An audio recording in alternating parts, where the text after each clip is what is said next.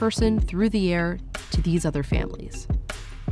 The story highlights something about the coronavirus most of us are just starting to understand: its ability to travel through the air.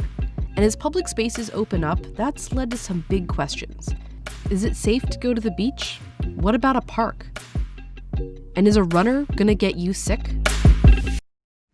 If we think about our actions only in terms of safe or risky, there's really only one way to guarantee that you won't get sick or spread COVID-19. Stay home, isolate yourself, and have zero contact with the outside world.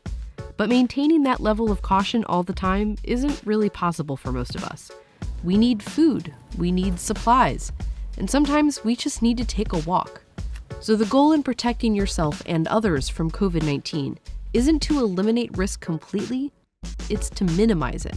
If this side is perpetual quarantine and this side is getting coughed on by a bunch of sick people, it's about pushing yourself as reasonably close to this side as you can. So let's start with going for a walk. And with someone who, like me, has also felt weird about it. Before I started calling up epidemiologists and talking to them about the risks, I was actually pretty paranoid. And then when I actually started digging into the research, I realized the risks of getting COVID from runners or cyclists outside is much lower than I thought. Every time we breathe, but especially when we talk and especially when we cough or sneeze, we let out little droplets of water. Some of them are pretty big and heavy and fall to the ground quickly like little bits of spit. Others are really small and much lighter, so they float farther through the air. And these droplets are what's carrying the virus. If a droplet floats and then evaporates, that leaves the virus out in the air for some period of time. And we don't yet know the amount of virus you have to be exposed to get sick. But we do know that you lower your risk by exposing yourself to less of the virus. And Sigal says there's 3 ways to do that. The first is distance. So are you 6 feet away from the person? Duration. Are you encountering this person for 1 second as they whiz past you? Or are you around them for an hour? And ventilation. Is there a good airflow moving around you that can disperse any viral particles? Or are you in an enclosed indoor space where they're just going to stick around? The difference between how air moves inside versus outside is huge. To show that, I used this spray which glows under a black light. I sprayed my test subject with it, both inside and outside, from 3 feet away. Even though it wasn't windy, far fewer spray particles reached his shirt outside. The airflow was so much better at dispersing them. And being outside also has an effect on the virus itself.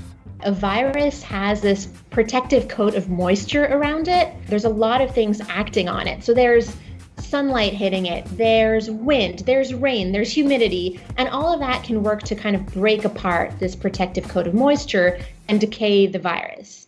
A study in China looked at 318 different outbreaks of COVID-19 across the country. Only one of them involved someone catching it outdoors.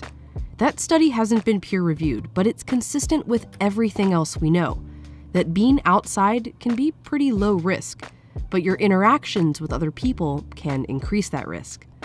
If you're talking to a friend at a close distance, your risk goes up, and that risk climbs the longer your conversation continues.